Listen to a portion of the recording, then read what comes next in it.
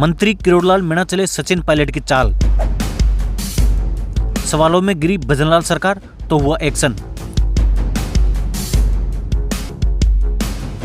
राजस्थान की राजनीति में कैबिनेट मंत्री किरोड़ीलाल मीणा के तेवरों से हलचल मची है। उन्होंने सीआई कविता शर्मा के मामले में अपनी ही सरकार पर निशाना साधा और बड़े खुलासे की चेतावनी दी।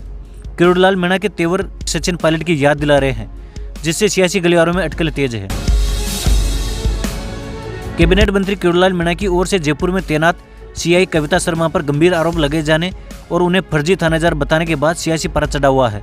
पूरे मामले में बीते दिन की गई प्रेस कॉन्फ्रेंस के दौरान किरोड़ीलाल मीणा के कुछ बयान ऐसे भी रहे जिसने अपने ही सरकार पर सवाल उठा दिए।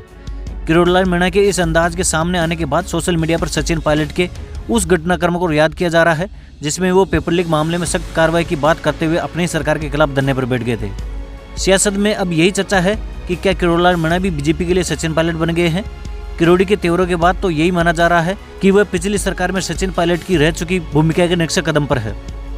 किरोड़ीलाल ने चेतावनी दी है कि कविता को बचाने के लिए किन बड़े लोगों का हाथ है, इसका खुलासा वह प्रदेशाध्यक्ष से मुलाकात के बाद ही करेंगे।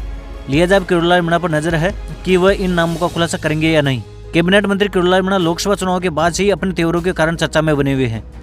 दौसा उपचुनाव में हार के बाद किरोड़ी के जयचंद और सूरज चांद वाले बयानों ने सियासत में जमकर हलचल मचाई। इधर कविता शर्मा और किरोड़ी के बीच की तकरार ने प्रदेश में बड़ा बवाल खड़ा कर दिया है। अब उनकी ये तकरार अपनी सरकार की तरफ बढ़ गई है। इस कारण अब सियासी गलियारों में चर्चा हो रही है क्या किरोड़ीलाल मीणा बीजेपी के सचिन पायलट बन गए हैं।